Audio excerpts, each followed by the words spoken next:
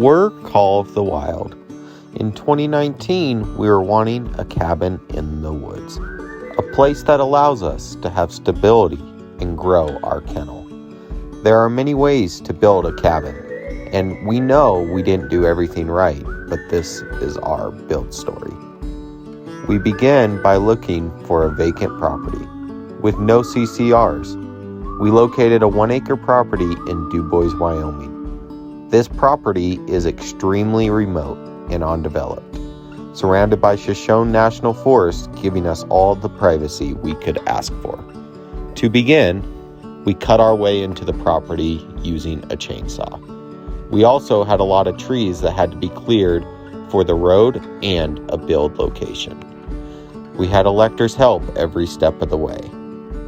We used many pieces of machinery to tame the forest. We used a skid steer for most of the dirt work and building the road.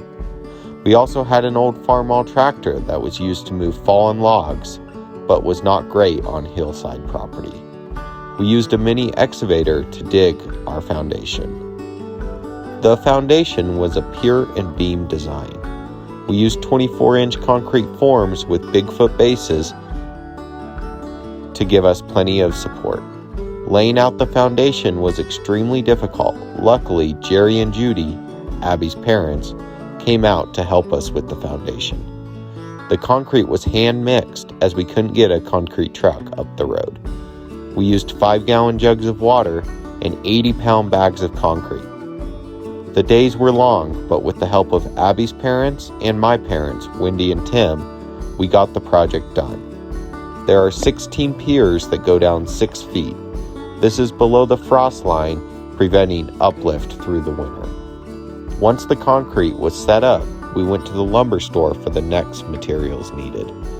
The floor package was designed using BCI engineered I-beams. The floor package provided structure for the house that we would build above, including the snow load. The subfloor was sheeted using 3/4-inch subfloor. Next, the walls were framed using 2x6s. This allowed for good insulation and build integrity. The walls got extremely heavy as we were framing, so we built them in sections and raised them up. Once all exterior walls were up, they were tied together using engineered ties and anchors. Next, we moved on to the roof package. The roof package was designed using engineered I-beams as trusses and a main center beam. The house was sheeted using 1/2-inch plywood for the sidewalls and 5/8 for the roof. This construction provided shear support with the wind that we experienced. As the house was getting close to being dried in, the snow came early. We had to work in extreme cold to get the house dried in. Luckily, Yeti was there to keep us warm as we were working. As soon as we could, we installed the wood-burning fireplace. We had to carry the fireplace up the road as there was too much snow for our trucks to make it. The fireplace made an immediate difference and allowed us to keep working on the house indoors during the winter. Inside, we began framing the loft.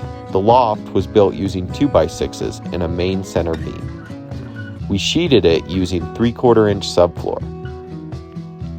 Also, we began insulating the house to help with the cold. We used mineral wool insulation as it is easier to work with. Mineral wool insulation also has a better R value and sound dampening effects.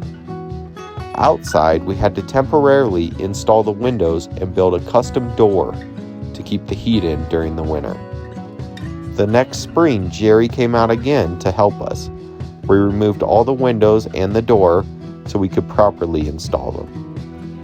Once everything was removed, we wrapped the house and then properly installed the windows. Installing the front door was extremely difficult and took us multiple tries to get correct. For siding, we used a lap siding. We wanted to use a fiber cement siding, but were unable to locate the materials due to COVID disruptions. So we used an engineered wood siding called True Wood. The windows and doors were trimmed using 1x4s. My parents came up and helped us paint the cabin. The roof was finished by installing an ice and water underlayment. Next, we installed a red metal roof to help the snow slide off. Thank you for watching our cabin update video. Make sure to subscribe so you don't miss part 2. And until next time, stay wild.